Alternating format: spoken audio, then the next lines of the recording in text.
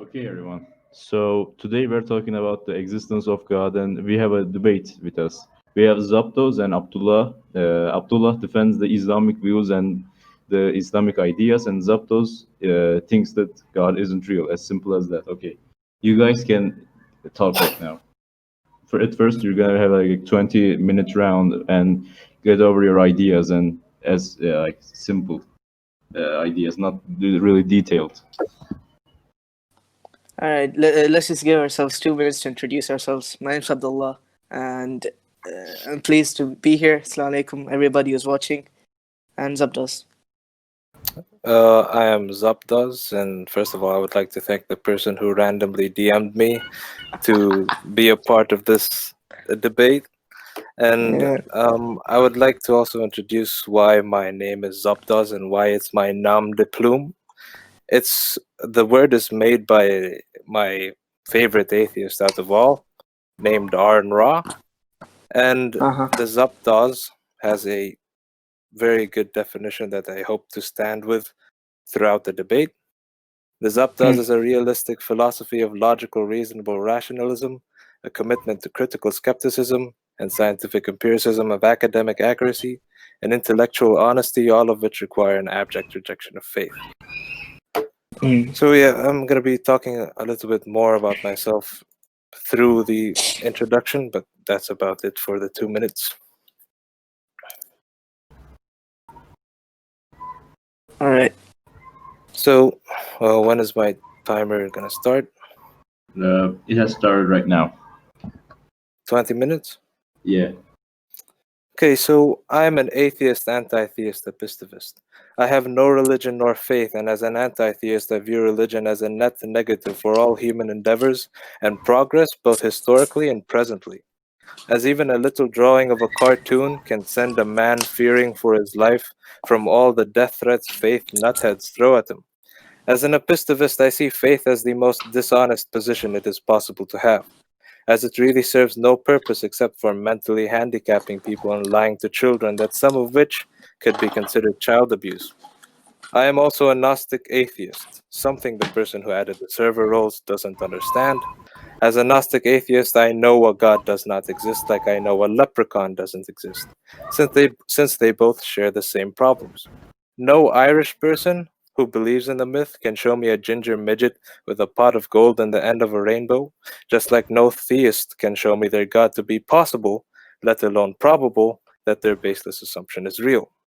So getting to the topic at hand in this debate would be the existence of God, or for my point, the non-existence of God, because evidently he doesn't exist, but the topic is so vague that we can get to a plethora of points to make. First is which God? Einstein, who is considered one of the smartest people in history, believed in a God, not necessarily a personal one, but a poetic euphemism for the mystery that we don't yet understand of the universe. He also condemned religion. Or we have a deist God, which is probably the God of the physicist, that which formed the laws of physics, which is God the mathematician, who devised the whole cosmos and sat back to watch everything only to that extent. One could make a respectable case for a deist God. One I wouldn't accept, of course, but there are already many arguments for it, that I am sure my opponent may use, but it will be fallacious and may not even prove a God, as he will assert it himself, and will end up not proving his God, but may also disprove it. As it's impossible to argue for the deist God without being fallacious, and it's an extended impossibility to make it suit your own God. For my opponent's God is one of the 12,000 or so other gods conjured up by primitive, mere fallible men over many millenniums. The God he was culturally indoctrinated to believe is the Abrahamic God, which is the Judeo-Christian Islamic God, which is Yahweh, Allah, or Abba. Allah, fun fact, being a composite God between Yahweh and another God named El, and once upon a time, 2,800 years ago, Yahweh had his own wife, which my opponent probably didn't know, but I digress. One problem for the theist arguing for their God is including their scripture in it, as for most scriptures people believe in, would be, and I quote from Aaron Ra, the Jewish Torah, the Christian Gospels, the Quran of Islam, the Kitab-i-Aqdas of Baha'u'llah, the Hindu Vedas, the Avastas of Zarathustra, the Adi Granth of the Sikhs, the Mahabharatas, Bhagavad Gita, the Book of Mormon, and the Arancha book are all declared by some of the devotees to be the absolute truth and the revealed word of the one true God. And believers of each say the others are deceived. The only logical probability is that they are all deceived, at least to some degree. None of these have any particular advantage over the others, none of them have any evidentiary support, and none of them are historically verifiable. All of them require faith and apologetics as well, because they also contain inconsistencies, absurdities, and primitive notions once held true but which have since been disproved, so they can claim no evidence of divine wisdom. Many of them promote heinous atrocities in place of morality, and some claim to be validated by prophecies now fulfilled, where each may also contain prophecies that failed to come to pass as predicted. End quote. The God our neighbors believed in, and which my opponent believes in as well, is essentially an invisible person. He's a creator deity who created the universe, including in it 2 trillion galaxies, in each housing 200 billion or so stars. Each may have their own solar system, only to choose one of those galaxies and one of those solar systems and one planet to have a relationship with one species of primate out of the millions of animals. Lucky us. So he's got galaxy upon galaxy to attend to, but he's especially concerned about what we do, and especially concerned about what we do while naked, and if our genitals are cut or not, which he gave us in the first place, bother to correct it even though he claims omnipotence. Instead, we had to cut it ourselves, which can cause death of infection, etc., etc., and yes, the women too should do it as recommended by their prophet, if they were Muslim. But this is not the debate for circumcision. We can do that another time. Certainly disapproves of homosexuality, clearly showing made it natural for animals for some reason. And yes, we are animals, even if my opponent disagrees. I can. We are multicellular eukaryotes with a digestive tract like all animals. And yes, this cosmos, as a vast laboratory, will you spend your whole life living as a slave to a dictator god that which has all the evidence stacked against it, and more it, essentially steer God's colon, or be incinerated over and over again. The Abrahamic God is considered to be a peaceful, loving, and just God, yet consequently all these conflicting divisions of the Abrahamic God have been at war with each other continuously each since their inception. This is not a compelling testament to any omniscient, infallible all-father simultaneously associated with infinite truth, love, and peace. Most of what we see are just the devotees of the three, trying to kill each other almost everywhere they mingle, very often killing themselves over which factless fantasy each faction liked more, but this goes further to other religions too, but I'm gonna stick to the Abrahamic one in particular. I predict my opponent bringing up morality, even though his God's morals are entirely subjective. Inconsistent, arbitrary opinions, or rather the opinions of con men talking for him. It can never be objective unless it's independently defined. An objective standard for morals would be anything that promotes happiness and well-being can be morally good, and anything causing pain, suffering, and sadness can be considered immoral. That is what I submit as an objective definition and standard of morality, such that God has never presented and has never and can't live up to.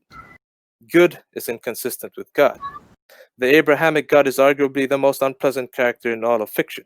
As I quote from Richard Dawkins, he's jealous and proud of it, a petty, unjust, unforgiving control freak, a vindictive, bloodthirsty, ethnic cleanser, a misogynistic, homophobic, racist, infanticidal, genocidal, filicidal, pestilential, megalomaniacal, sadomasochistic, capriciously malevolent bully. End quote. However, for the Quranic God, we can remove filicidal. But how better is that? We can even explain how consciousness and morality came from our evolution. Morality is actually an emergent property of population mechanics, driven by strong selective pressure. As a result, it is written into us by the unconscious natural selection as social animals. So is God the source of anything? No, because as I said, he evidently does not exist. Not only is there no evidence for God at all, there is not one objectively verifiable fact which is positively indicative of or exclusively accordant with that conclusion. But there is substantial evidence for every God ever imagined are just phantasms, and also the byproduct of our evolution.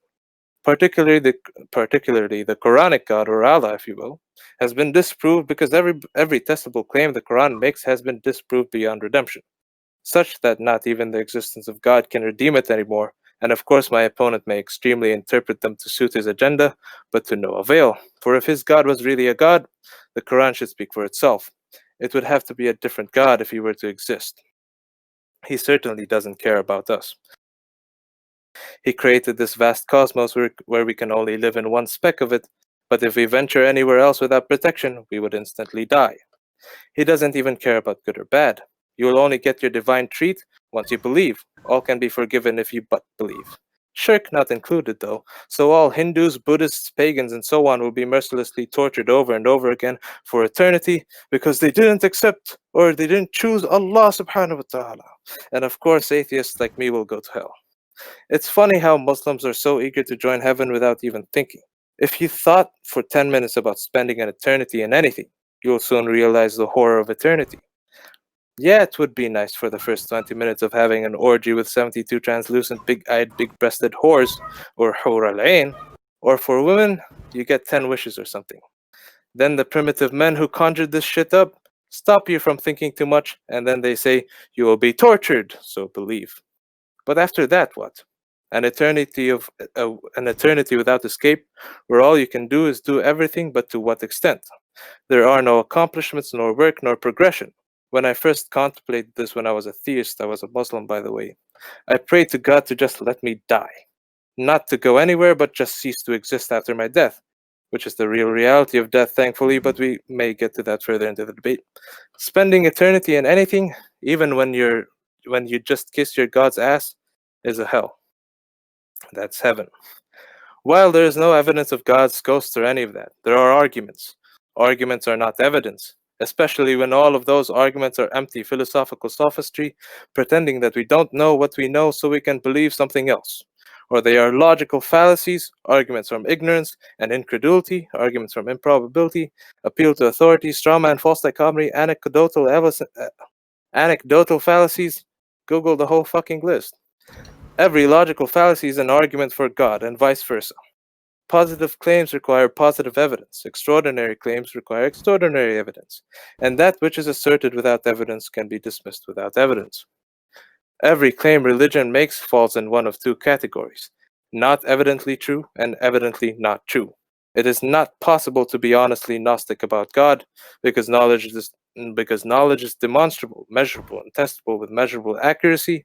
If you can't show it, you don't know it. One can't just say anything is possible either, because there are many things that are not possible, like someone breaking the moon in half, or a monkey coming out of my ass. Scientists determine whether something is possible by citing a precedent or a parallel or verified phenomenon indicating a possibility. If my opponent can show me that his God is possible and can show that he can do anything and how he does anything, which is impossible both for him and his God, if he could show that, then he will win the Templeton Prize and then the Nobel Prize and be a billionaire all overnight. But that's not going to happen tonight. If you are going to continue to believe in God, you will still have to do it on faith. Moving on, I also predict my opponent bringing up the universe and the laws of physics, psychologically projecting his own faults onto me by maybe saying something like, I believe as an atheist the universe coming from nothing. Well, that is absolutely not the case, and is the case for him, as his God supposedly creates stuff via creatio ex nihilo, which is the creation out of nothing, which to this day nothing ever measured has been confirmed to come from creatio ex nihilo, and everything coming via creatio ex materia, which is the formation of things by already available materials. Something a God doesn't need to do if it claimed omnipotence. I don't think we have this particular universe with its laws by mere accident either, and I sure as damn hell don't baselessly assume a divine sky deity either, as some people here may do. My opponent may make a false dichotomy with that, where he makes an either-or situation and denies other actual possible possibilities that are theorized through theoretical physics, like string theory, where a possibility of a multiverse is indicated, like a foam in a bubble bath, where each bubble can be a universe. Some may be anthropic, which means it can house life. Some may be completely opposite to our universe, and there are billions of these universes, as indicated by the numbers. This is much more supported than any teleological or cosmological argument, and the one I propose isn't even an argument. There is also the theoretical physicist Lawrence Krauss's take on how our universe would have come from a nothing, not the nothing we are thinking of now, but a sort of deconstructed nothing. But I'll leave that at that, as I am not a physicist, and Lawrence has also explained it in his book, which you can research yourself. But admittedly, we don't have a Darwin for cosmology. I like to make an analogy of the understanding of the universe today with the understanding of biology in the past. We used to think that with our limited knowledge, that the biodiversity we see was somehow influenced by a creator, hence all the fables. As it does look designed, just like how our universe looks designed, but when Darwin came along, he showed the design of biodiversity isn't of a designer, but a natural process which is evolution by natural selection, but not limited to that. However, at no point in evolution was a God ever present. So we burnt our fingers with biology, and we shouldn't make the same mistake with cosmology. It is also quite cowardly to assert something like God and just give up on any more researching. You also open more questions than you closed. You leave open on how, why, and what justification, or for all of them, and you leave open the questions for the God itself. Which origins, which religion? In terms of origin, my opponent may make a special pleading without justification. But I will say, if, and this is a big if, we found a God, it won't be the Abrahamic one, nor will it be Allah. As his own authored book, claimed by the men who authored it, gets stuff plain wrong. From agriculture, embryology, astronomy, anatomy, cosmology, geology, zoology, taxonomy, physics, natural cycles, logically, and so on, the Quran gets stuff plainly wrong. It also condemns rationality. That's why it needs apologists to make excuses and extreme interpretations and even pseudoscientific calculations, just to keep up the delusion in the people. Even that isn't even enough. Statistically, 30% of Generation Z Muslims in Turkey alone are leaving Islam, and it's not a surprise. To conclude, when our species sapien goes extinct, I'd give it 2 million years or even shorter from all the world problems we are facing, like global warming. When the next species does take over after us, there wouldn't be a human language, and digital and hard copies of the Quran and all the scriptures are erased and forgotten. When the next species finally understands how to do all this, they will eventually find all kinds of sciences, including evolution, has happened, and that there is no fucking God. So my perspective will live on in the next generation of species, and the magic book of folklore and Sky Daddy my opponent worships will not be relevant then either. I concede my time.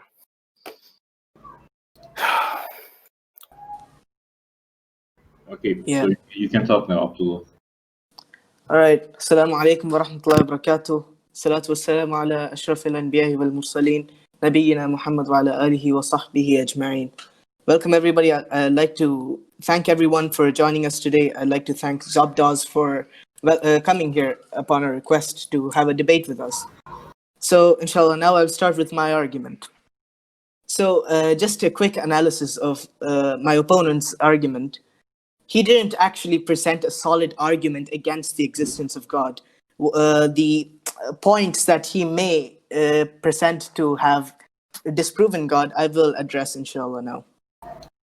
So he said all people are deceived in all religions because none are verifiable. Like all Hindus, Christians, Muslims, they all believe in their own books and they condemn each other. This is in no way disproving the existence of a God. That is just disproving most of the religions, and it doesn't disprove God himself. He calls them primitive notions, which is basically just a claim without any backing, and he calls Allah an invisible being. Now, him being invisible doesn't disprove him, once again. So he claimed, because we are such a tiny speck in the universe, why did Allah have to concentrate on us? Now, I don't really need to answer that question because even if Allah chose to concentrate on us, that doesn't disprove his existence. That is a digression from the topic. So he also went over circumcision briefly, and that is a different topic, so I won't go deep into it, but he did mention an inaccuracy. He said women needed to circumcise too, which is actually false. Women don't need to circumcise.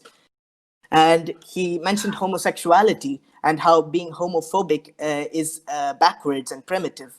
And he used animals as an excuse for homosexuality, Well, I'd like to inform my opponent that animals do all sorts of things, from cannibalism to murder and eating their own children. So, according to him, would that be morally justifiable? It's clear that Allah giving us a greater morality and animals doing another thing doesn't mean that Allah's morality is lesser than those of the animals. That's simply just use common sense. An infallible creator with the most perfect morality.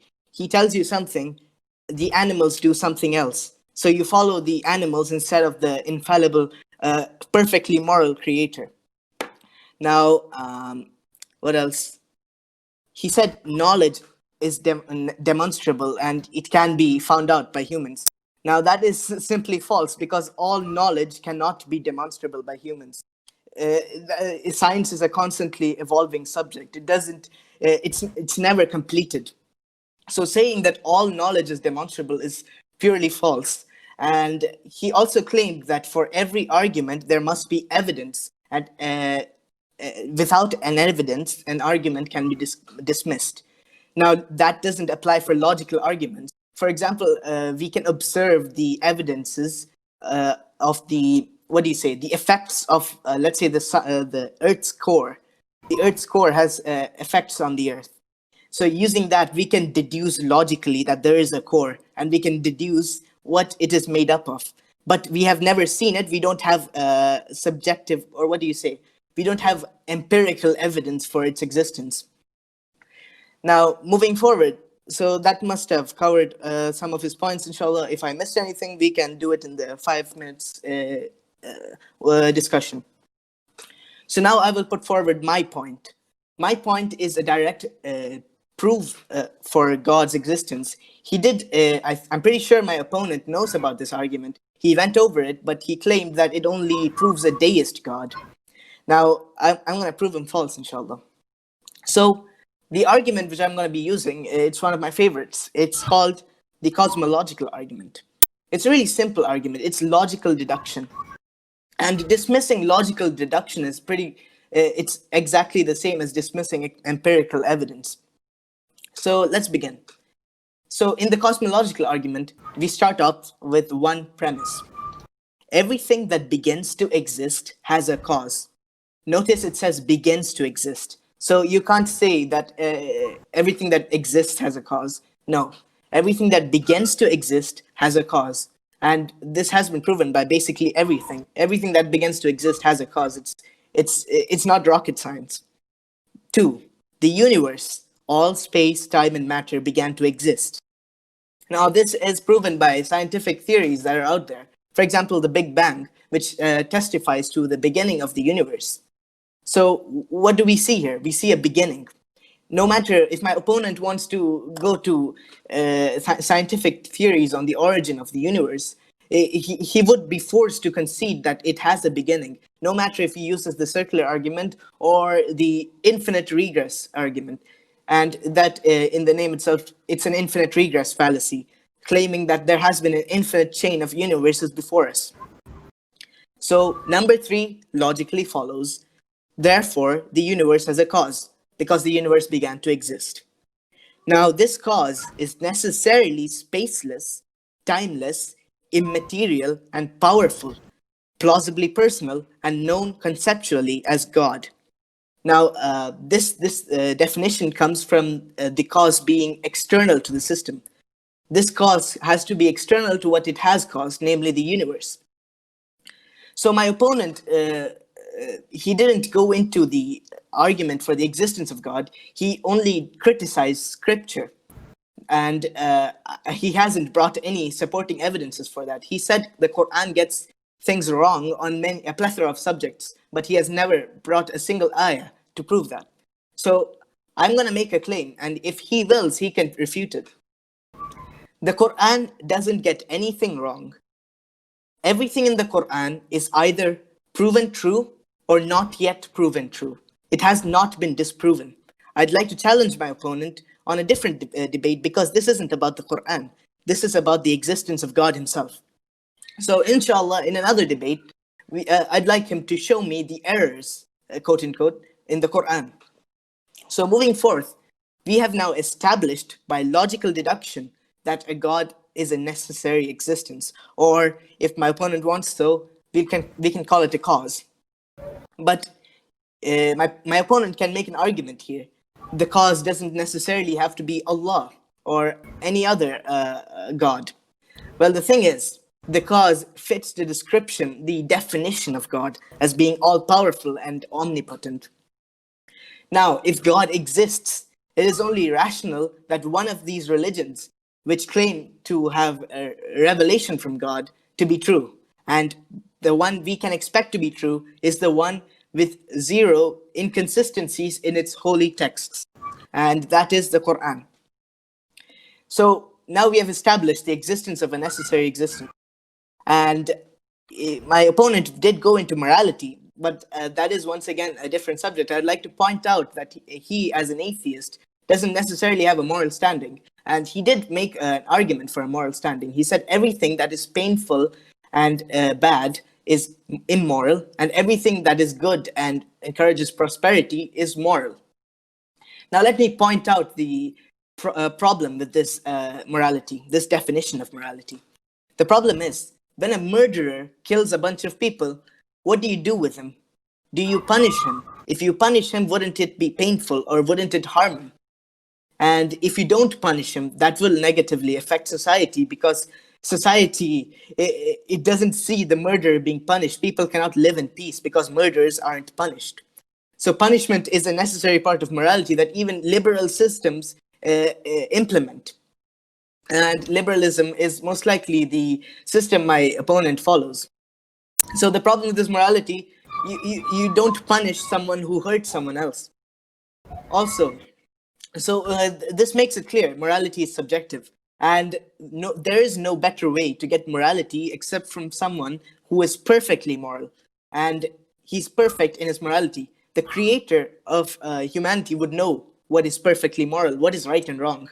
He doesn't simply say what you believe and you get to heaven. No, Muslims are punished for their sins. And I'm surprised my opponent doesn't know that, since he was previously a Muslim. Muslims also have to abide by their morality strictly. They can't just enforce it on others and not abide by it themselves. Also, my opponent briefly went over the killing between religions as a point, and I don't see that as refuting God's existence either. And moving forth, we can see the morality argument. It's simply a question of a creator. Let me put a simple analogy for you. If someone made an iPhone and the iPhone has a defect, who would know the defect better? Someone you find randomly on the street, or the person who created the iPhone? It's clear that the person who created the iPhone would know the defect far better than the one you found on the street. So that's the same thing with God and a human being creating morality. If God knows what is perfect and what is best for humankind, he would create a perfect moral system. Now, my opponent claimed that I would have to resort to faith and illogicalities to stand with my point.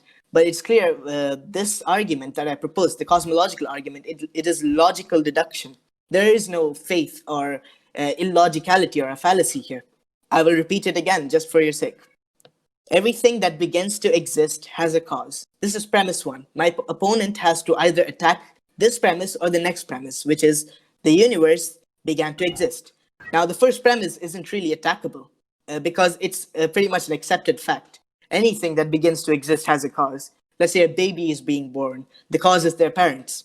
Let's say a tree is grown. A cause is a plethora of things, actually. Sunlight, water, and the fertilization, the reproduction of their parent plants. And God is basically the main cause for all of this, since he caused the universe.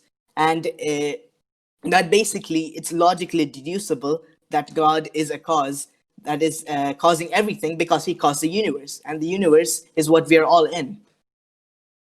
So my opponent has to attack either the two of these premises before he can attack the conclusion. just simply attacking the conclusion without refuting its premises is a fallacy. And it is not exactly a scientific thing to do, taking granted that my opponent worships science in a way.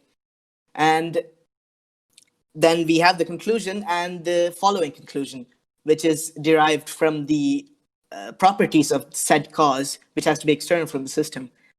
So I think that pretty much sums up my point. And what else did he say? Yes, he remarked at Jannah, the concept of paradise and its eternality.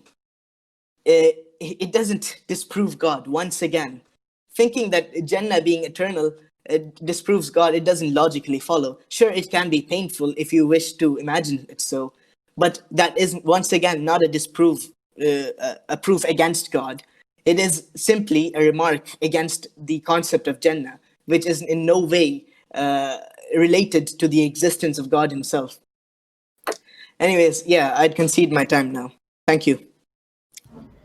Okay, so are we doing the 5 minutes round thing right now? Yeah. Yep. Okay, so you can start, zopdoz. Okay. First of all, with his attacks of my 20-minute intro, I think it was pretty lackluster. I thought it would be better, but we can get to that in the general discussion.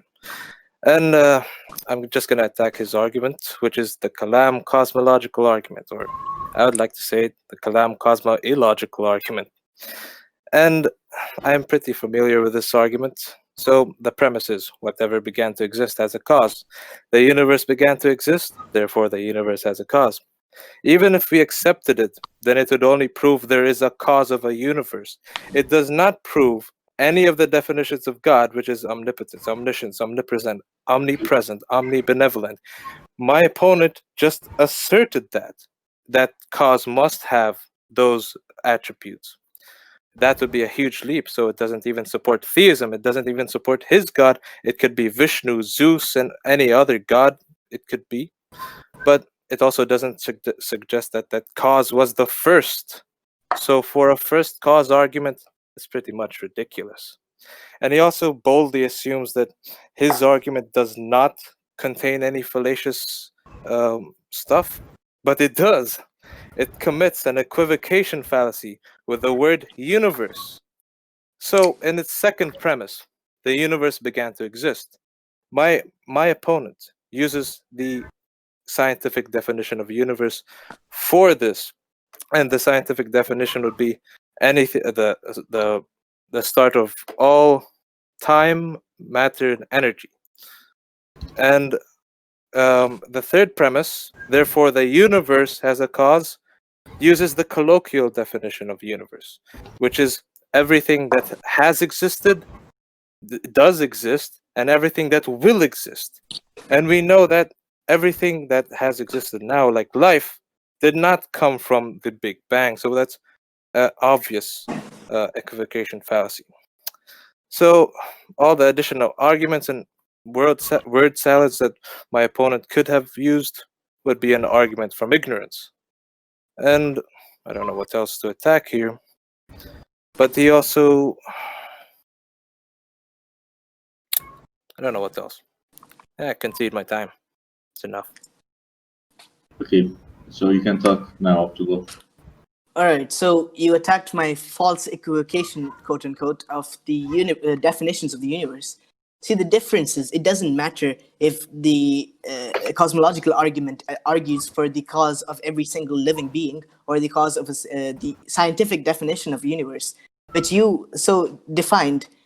Are you claiming that the scientific definition of the universe doesn't have a beginning? Because that would be a fallacious claim. The scientific definition of the universe also does have a beginning. The definition I used is the exact same as the scientific definition. I never claimed that the universe I'm saying is the beginning of everything and everything that will begin to exist. No. The Big Bang itself, it did cause our lives.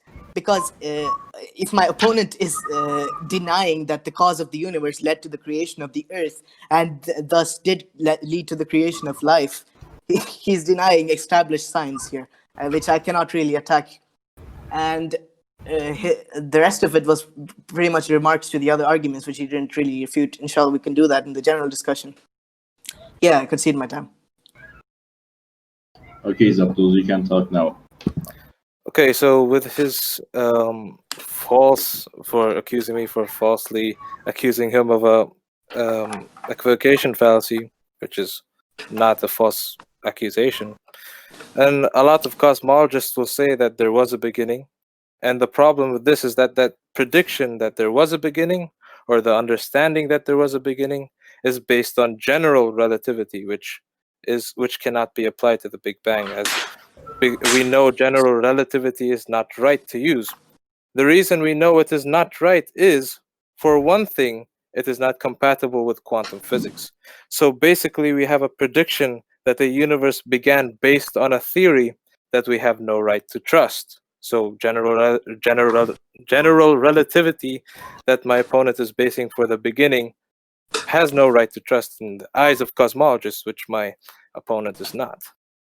And another thing, the correct thing to say about the Big Bang is not that there was no time before it, but rather that our current understanding of the laws of physics give out at that moment of time.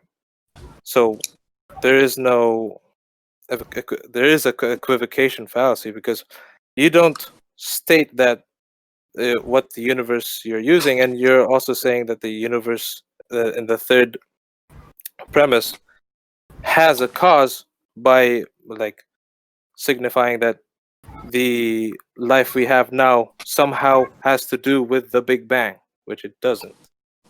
It's a completely different theory. I concede my time.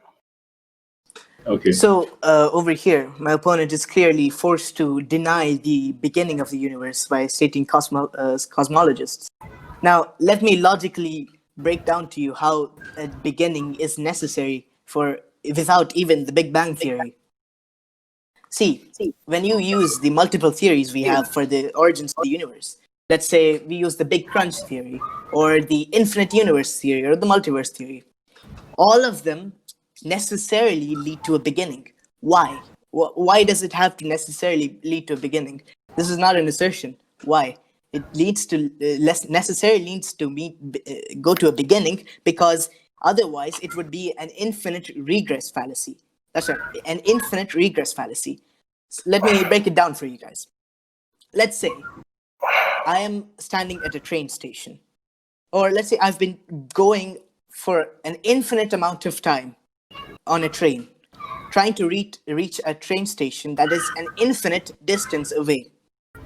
Now, would I ever reach that train station over an infinite amount of time and an infinite distance? No, because there is no end to infinity. The mathematical definition for infinity is there is no end to it. It's an endless value. So a train station that is infinitely far away from me, if I keep walking towards it, I would never reach it. Now, we could use this analogy in the universe.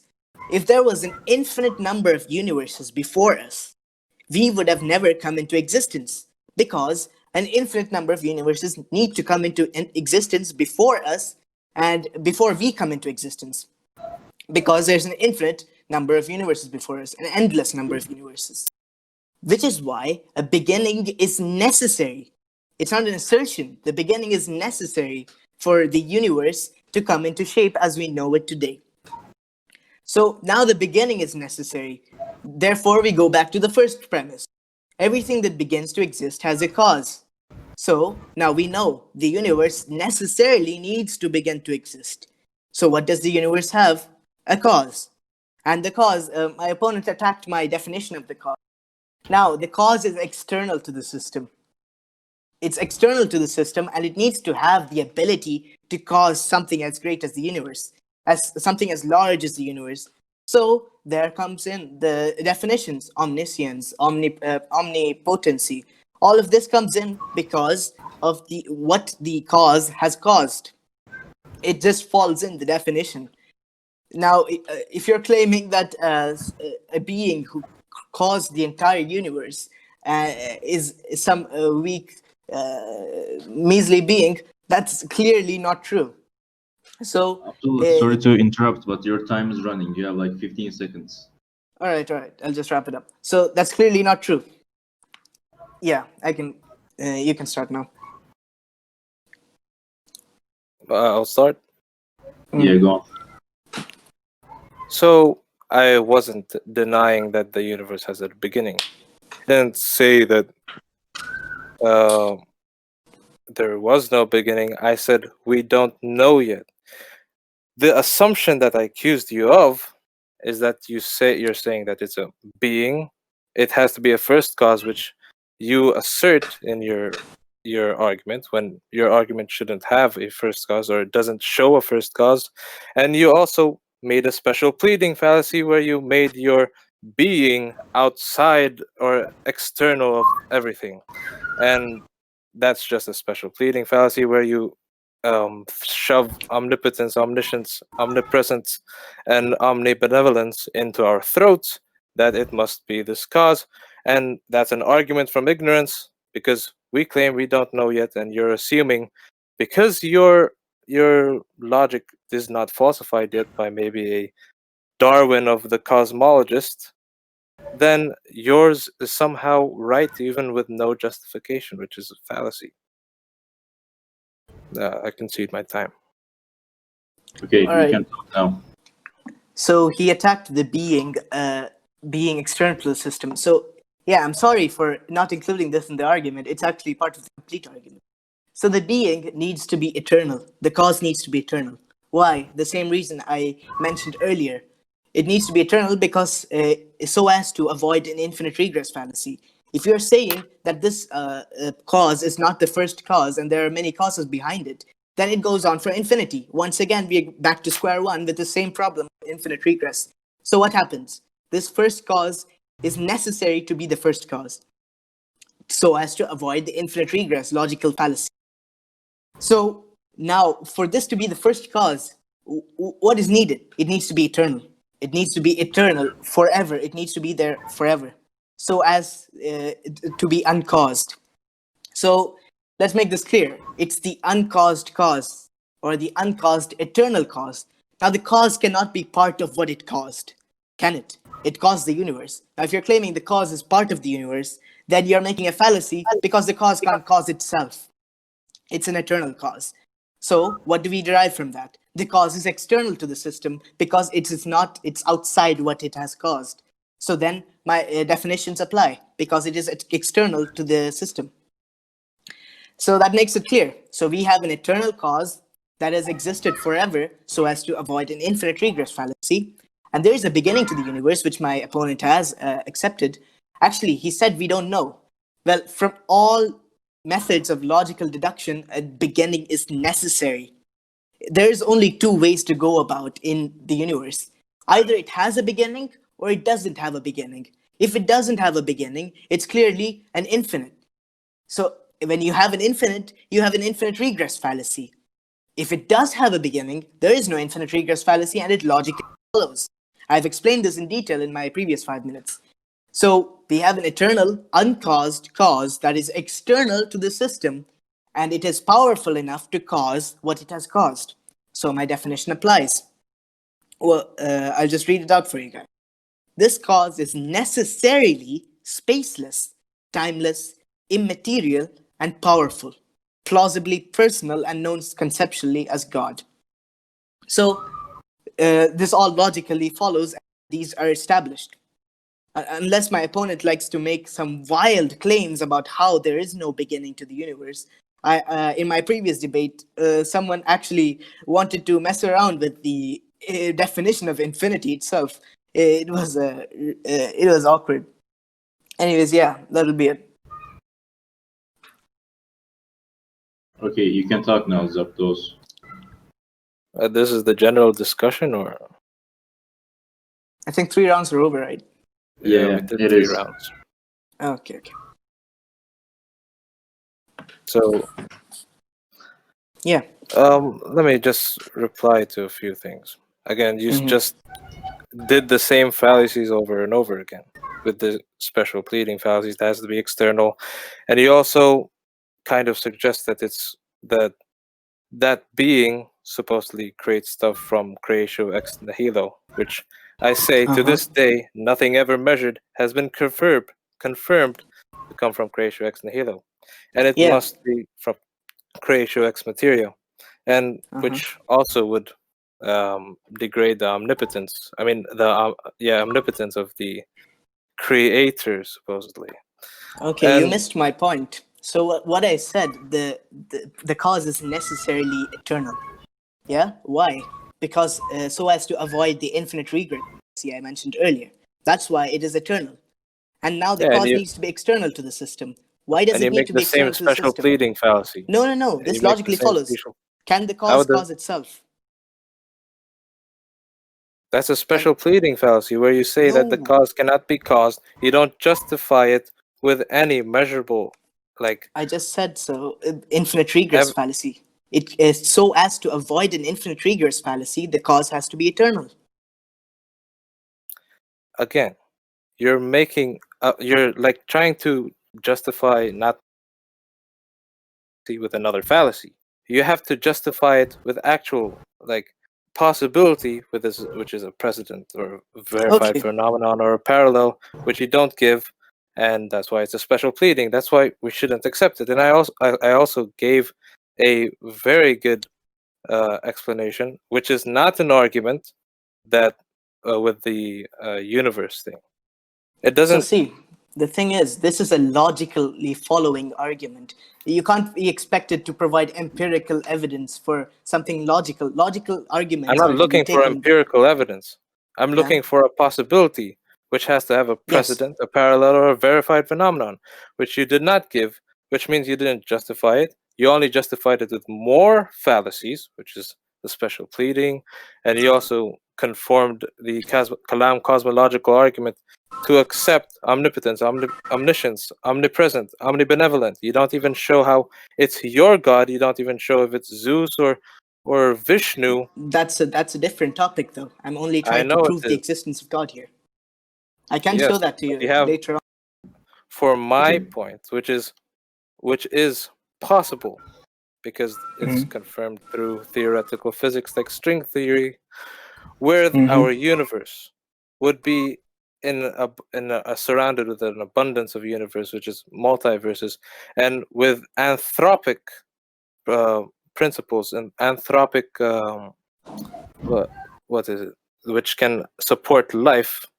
So there should be universes that are both anthropic and are completely opposite. There are universes that are the same as ours, and we can confirm, or not confirm, but we can show a possibility that there is a multiverse, and that this multiverse can cause our universe, which does not have a being or an omniscient cause behind it. So you're denying the universe has a beginning. No, I didn't say that. Yeah, you are saying that because our universe can sprout from an abundance of multiverses or universe, and an omniverse, if you will. But the multiverses would have a beginning too. So then you're not doing anything except adding. Now again, you're asserting an argument from ignorance. We don't know that yet. You're just asserting that it has to be a god, and you're kind of moving the goalpost back. Okay, let me ask you a simple question. How do you explain the beginning of the universe without beginning? Oh, sorry, I never said that it has no beginning. If it has a beginning, then the argument applies. Yeah, but you're trying to make it and you put magical components to it with like an omnipotent, omniscient, omnipresent, omnibenevolent being that is magical. That's a miracle. Miracles are the same definitions of magic. Because it is a necessary existence for the beginning of the universe. Or are you arguing the same thing you claimed not to argue? You say it's a necessary existence. Yes. That's a special pleading. No. How else would the universe come into existence if it has a beginning? Again, our universe can sprout with the multiverse. The multiverse has a beginning? Now you're moving the goalpost. No. You're just adding more. You're talking about the universe. You're adding the universe sprouted from a multiverse. If the universe sprouted from a multiverse, the multiverse has a beginning, doesn't it? We don't know that yet. We cannot assume that it is a god. We It's can. quite cowardly. No, you No. can't. That's We an can argument from assume ignorance. that there is a beginning, because without a beginning, it cannot come into existence due to the infinite regress fallacy. We're not arguing about God here. We're arguing about the beginning. So you're claiming that the universe came from a multiverse. Okay, sure, I agree. Doesn't the multiverse have a beginning? If the multiverse has a beginning, the argument applies. Okay, can you show there is a beginning? I just did. Okay, what if I can there's do it again. some stuff? What if there is other stuff behind it? There is also Lawrence Krauss's take on how a multiverse or a universe would have come from a nothing, which I don't Go really ahead. understand much, but he speaks about it in his book, which is a deconstructed nothing, like with quarks being able to be from nothing, which is like how current in magnetic fields can make electricity. So he's arguing for the infinite existence of a quark, which takes us back to square one with the infinite regress. What do you mean? Because the quark, if it existed forever, why did it decide at one point of time to bring us into existence? I mean, cause the universe. It could have existed for an infinite amount of time before we were caused, therefore bringing us to the infinite regress fallacy. Okay. See? So this is the thing here. We are trying to avoid the infinite regress fallacy, and basically every theory that requires something other than a beginning goes into an infinite regress fallacy. Because let's say, take for example, you're saying the universe came into existence from a multiverse. The multiverse needs a beginning. So if you're going to say the multiverse was caused by another multiverse, it just goes on and on and on, then it's an infinite regress fallacy. It needs to have a beginning. If it has a beginning, then the argument applies. The beginning has a cause. And the cause is external to the system, and it's eternal so as to avoid the infinite regress fallacy. If this cause was caused by something else, what would that mean? Another infinite regress fallacy. So how do we avoid that? There's only one way to avoid that. And if we still accepted the cosmological argument, we would only prove that there is a cause.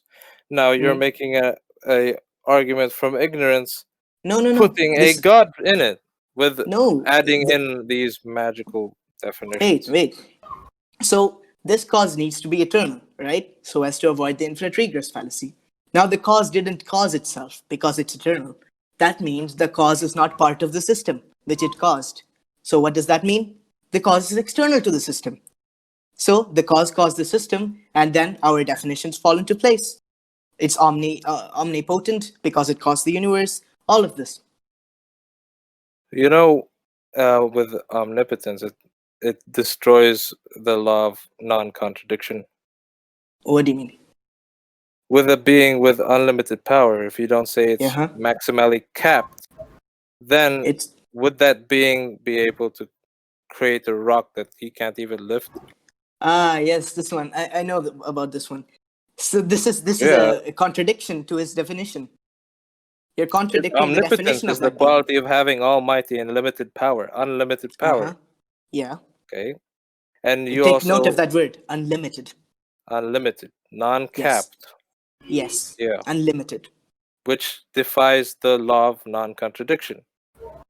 No, because if it's unlimited, it cannot create something greater than itself because it's unlimited, and nothing goes past unlimited. It can't create something better.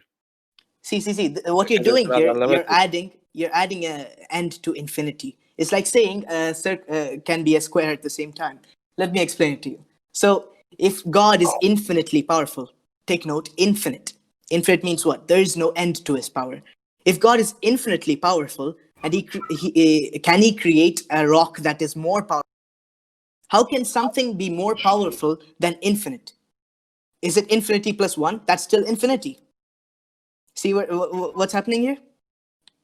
That's a logical fallacy. Of unlimited, yes, it contradicts the law of non-contradiction. The question itself is flawed. The question itself is flawed. If he can make a rock that he can't even lift, then it's defying. He's not. If he can't, then it's not omnipotence. It can't be unlimited. he's with not infinite, unlimited. with the number infinity, like Yes. most physicists don't use the infinity because it What do you mean? opens with lots of contradictions and other stuff. That's an unbased claim. What do you mean? You didn't support that claim, bro. If you're attacking the definition I said of if infinity, it's something is not capped, then yes. it goes against the law of contradiction. If you have an uncapped amount of power, you can't have something that like defies that uncapped power. Okay, And if let you me. can't make something that that caps that uncapped power, then that uncapped power is not an uncapped power; it's a capped power. It cannot be No, unlimited. because let me ask you a simple analogy. Can a circle be a square at the same time? No. That's why God cannot be unlimited and limited at the same time. If He creates So a then, rock that is greater then it's than Him, not omnipotent. So it's not no. If unlimited. He so yes, the circle is not a circle because it cannot be a square at the same time. Yes, it can't. What? No. Are you saying that the circle A that circle cannot be a can't be a square square. at the same time is the circle still a circle? What do you mean? Yeah? If a circle can't be a square, if we're talking At about the the same circle, time? it's a circle. Yeah, it has a specific definition. That's a circle. Now, if the circle cannot be a square at the same time, is the circle still a circle? What? What did you say? If a circle cannot be a square at the same time, is the circle still a circle? Yes, if we're talking about the circle, it's a circle. Exactly. That's why God, it contradicts his unlimited power to create something greater than him. That means infinite Yes, that's plus why it's one. capped. Infinite plus one, does it exist? That's why it's capped. His power is capped. So the circle is not a circle because it cannot be a square at the same time. Is that it? Let's move on. Yeah, sure. Okay. With like I don't understand how you put that cause, if I accepted your premise or your premises. Again, you do not like introduce a being without you do introduce a being with no justification. You're I only do it. saying that it can't be infinitely regressive. Yes. But it doesn't matter, because It if the does. cause is still there, it does not mean it's a being. It does not mean it's a being with omnipotence or omniscience or omnipresence or omnibenevolence. It does not matter if it doesn't even show that God cares about what is on the blue speck of dust, which is Earth. That's not what I argued for Now about his definition, though. I argued that that's he is an eternal. argument from ignorance. No. I argued he is eternal because of the infinite regress fallacy. And if him being Okay. eternal means he's uncaused. If he is uncaused, he's not part of the system. That means he's outside the system. He's external to the system. Now, he created the universe. He caused it. So what happens? He needs to have the ability to cause it. He needs to have intelligence. He needs to have No. Why? omnipotence. You're saying an unintelligent being can cause the universe. No, it doesn't have to be a being. Why Your not? argument talks about a cause. It's You're- already you're- caused it. You're You're putting just an you're just argument from rejecting ignorance, the term. saying You're just it's a rejecting the being. term. Yeah, you're just rejecting the term. The cause, the definition of the cause, it matches the definition of God. You're just rejecting No, it it because doesn't. it says God instead of cause.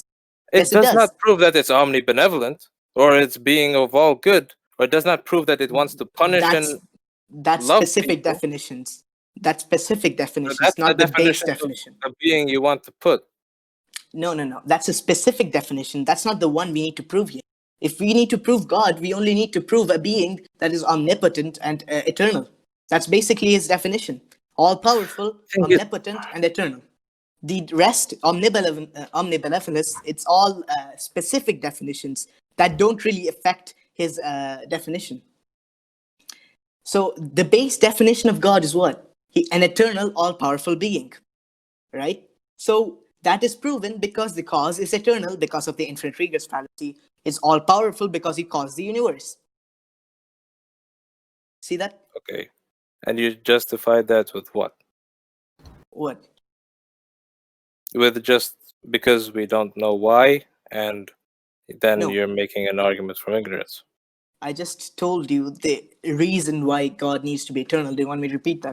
Because it needs to No, I know. avoid an infinite region. Okay. And now we I have know a where you're. universe. He Okay. needs to be able to cause everything that exists. So that's all powerful. Okay. And you're making like special pleadings again. What do you mean? You're making a special pleading fallacy. Like, it does not matter where you justify it. You're making a special pleading fallacy without justifying any measurable indication of that. What do you mean? So you're still being fallacious, even though if I accept it. What? Explain how I'm fallacious. Point out the flaw in my argument. How is God not eternal? First of all, the Kalam Yes. cosmological argument only talks about the cause. Okay. That cause, it does not have to indicate that it has to be omniscient, which means it knows everything. It doesn't even have. You don't even point out how it has a brain, how it thinks, how it does anything. You don't show how it's omnibenevolent, and it's not a god per se. As I said, those are specific definitions. If I accept the base all your definition of premises, God, it's only a cause. it's a No, cause. the definition of God is omnipotence, omniscience, Yes. omnipresence, and omnibenevolence. Those omnipresence and omnibenevolence are specific definitions. For He your doesn't God. need to be benevolent. He doesn't need to be benevolent if nothing exists, and we know that he was eternal, right? So he doesn't need to be benevolent, or No, will he be that's a benevolent specific after? definition. It's a specific definition. So moving forward, we can see. I told you the definitions fall into place because it's necessary. Because there's this needs to be the first cause. It needs to be eternal. If it's eternal and then it caused something and it's outside the system and it caused the system itself, then it needs to be all powerful and it needs to know how to cause the system, doesn't it? That means it can be all knowing too. What? You just say because it's all powerful, it has to be all knowing. No, I just said justification? it You just needs said to.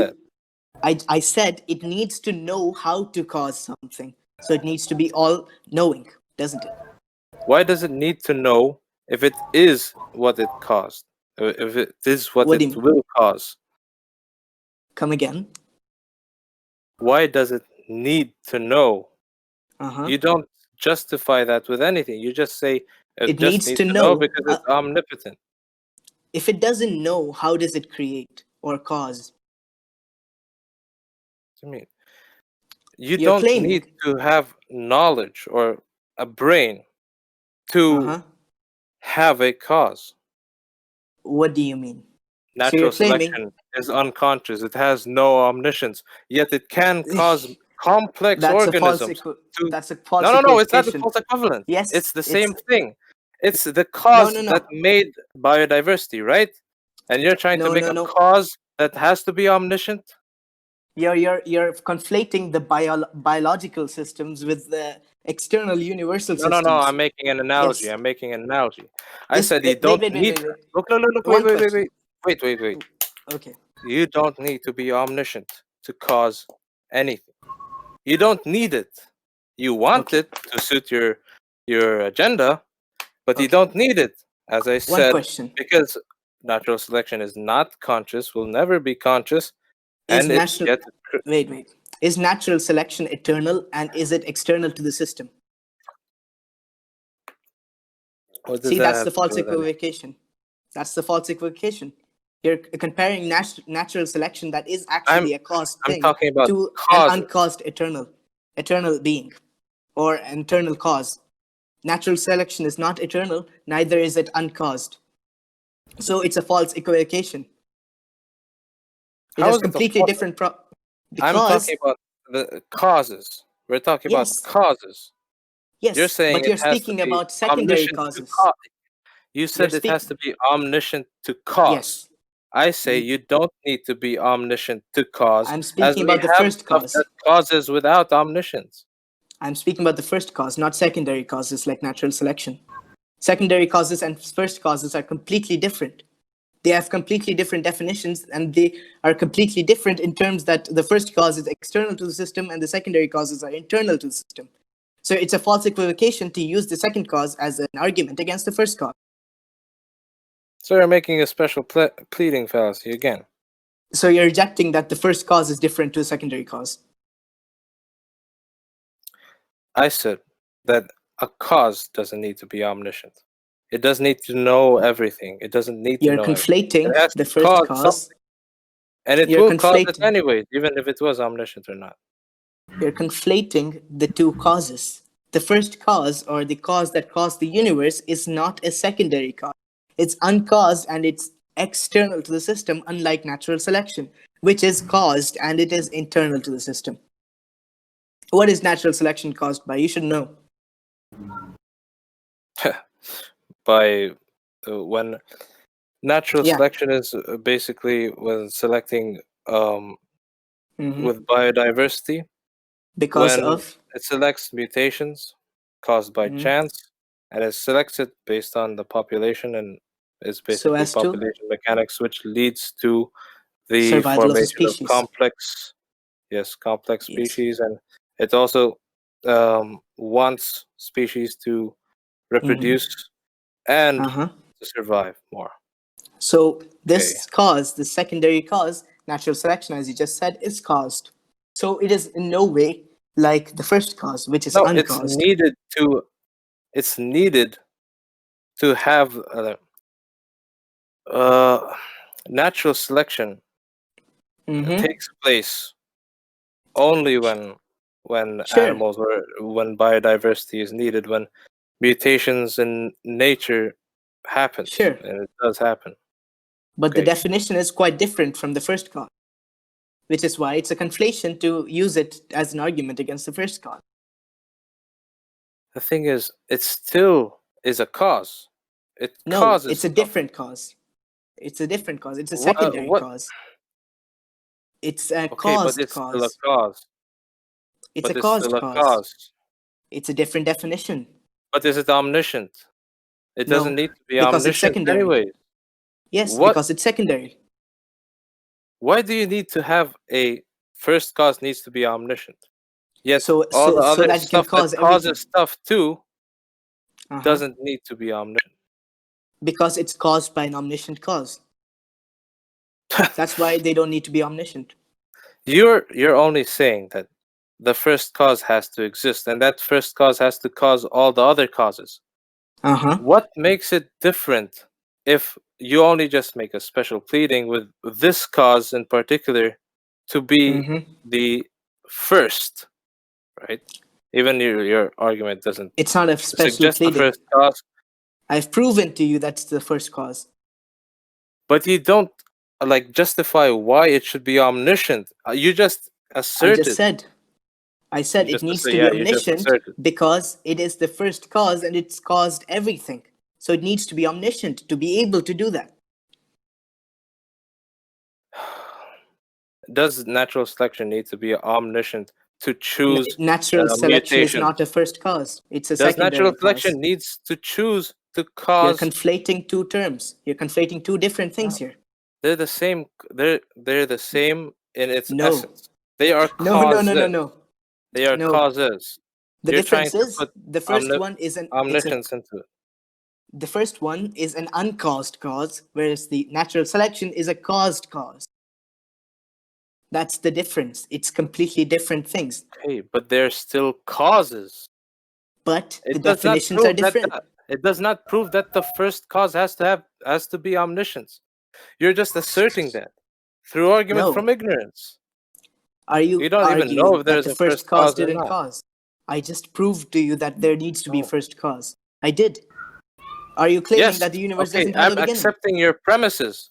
Good. But the first cause does Uh-huh. not need to be omniscient. Yes, it does, because it No, it created doesn't. everything else. No, it So it didn't needs to be create omniscient. everything else. it caused everything that caused everything else. It did not Okay. create it. You're saying Okay. it creates from creatio ex nihilo, Uh-huh.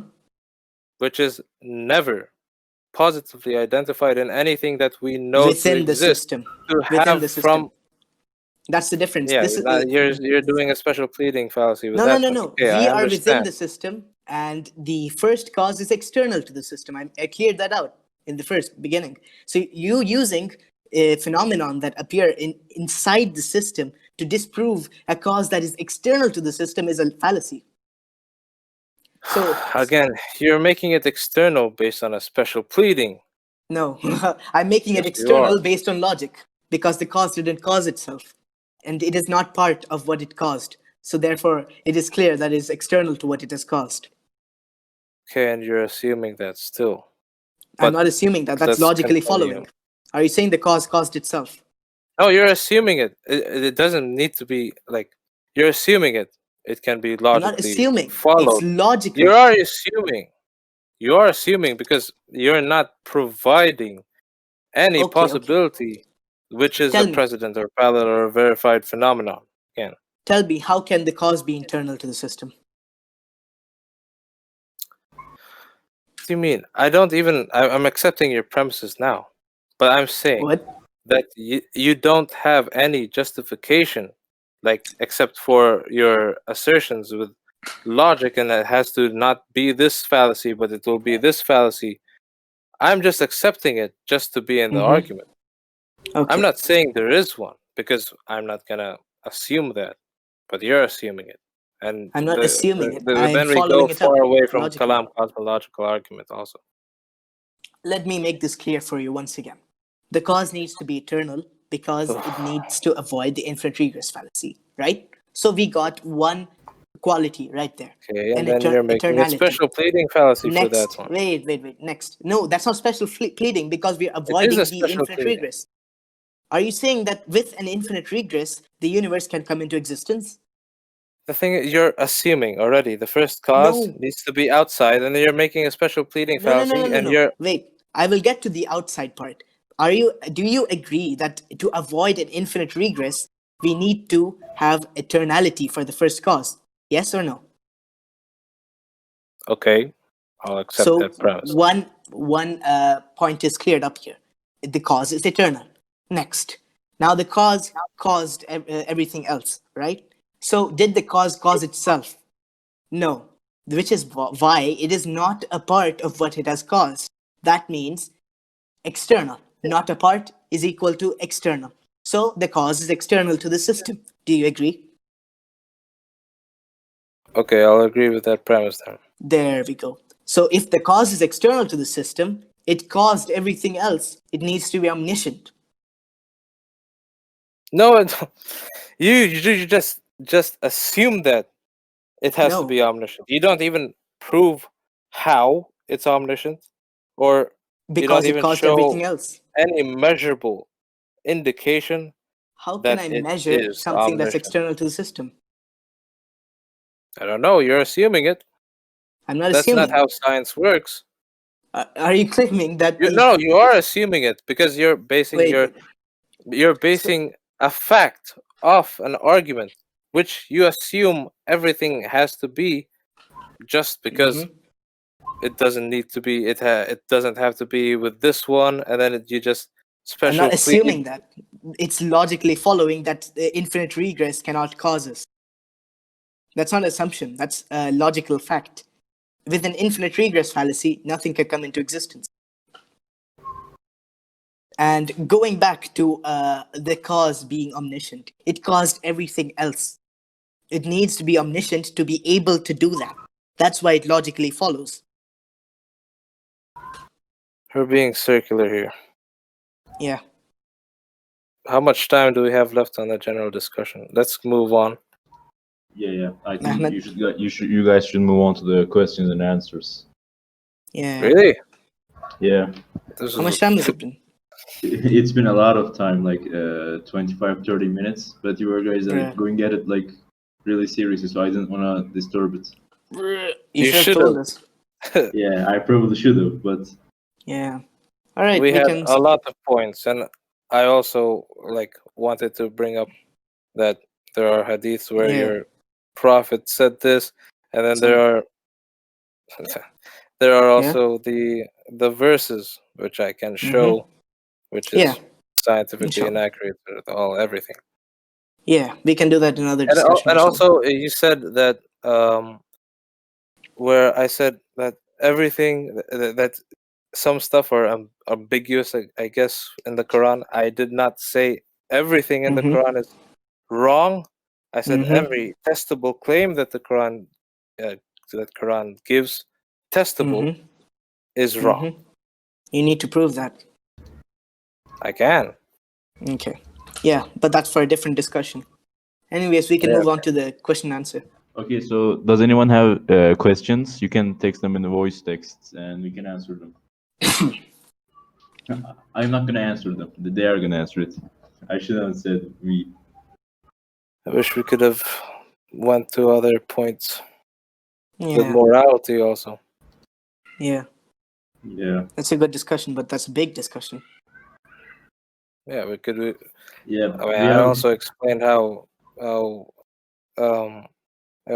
evolution proves that our morality is within our Okay. within our genetic ancestry. There is one question from Mahmoud. He asked, "Does Islam refute evolution?" Evolution is not exactly an established science, so to say. There are new theories coming up. Wait, I forgot the name of those theories, which basically say it is not necessary for humans to be evolved from something. And the Darwinian theory has a bunch of problems in it. Wait, inshallah, I should find. I will post it here once I find the argument against it. Or should I answer that question? Yeah. What? Yeah, Mahmoud, it's a big question. I'll post it here. I don't have the resources at hand at the moment. I can say one thing though, like evolution is can be categorized like animal and human. We can divide that. It clearly doesn't refute animal evolution. Yeah, humans are animals. Yeah, we are animals. We are not clay. We are never from clay. And I can show how we came It's an from assumption, though. our. No. It's not an assumption. We have Off fossils. topic, though. Yeah, we have. Let's do a debate on evolution. Yeah, we can do that later when I have the resources at hand. Okay. Yeah, But where's Maz? I think he had evolution some is an questions. established science, though. But not necessarily applying to all species in the world. No, it is with all species in the world. Oh yeah, I think I remember the name of the study. We all came from a common ancestor. We are all plants and animals are eukaryotes. We are both eukaryotes, and we separate with plants and animals when our eukaryotes got the mitochondrial dead bacteria to be our bitchin' making energy. Genetic entropy, have you heard of it? Genetic entropy. Yeah, it's a new study. It puts evolution as a necessary cause for all species into question. What do you mean? Like, it shows that evolution DNA is mutation rate. Yeah, okay. Wait, I'll show you. I'll just link it to you. You can read it. It's a big article. Yeah, I can research it. Yeah, it's off topic for this discussion. Yeah, I know. But I did mention evolution in my intro. Yeah. Any other questions? Okay, so if anyone doesn't have any questions, we can. Should we end it here or? Right, I think we can wait five more minutes. Okay, sure. I'm very sure Maz had some questions. Bro, he probably is offline. Oh, he ate. He's in VC though. Yeah, he's writing something. All right. Okay, he doesn't have any. All right. I guess we can end then, Mehmet. Okay, let's do the shameless plug right now. Please subscribe. Okay, we are begging for it. Like the video, subscribe, do it. Do it right now. All right, zopdoz. Thank you for Yeah. attending. It was a good discussion. I mean, not as good as I wanted it to be. It was all circular. Yeah. Yeah. It's It didn't get nowhere with most of my propositions. yeah, but most of them were basically just assertions. That's why. No, it was. Yeah. Anyways, yeah. Thank you for coming. Yeah, We really enjoyed having you here. Also, thank you for watching, the people who are watching on YouTube. Yeah. Yep. For those who attended it live. Hopefully you didn't lose brain cells from this debate. Yeah. And I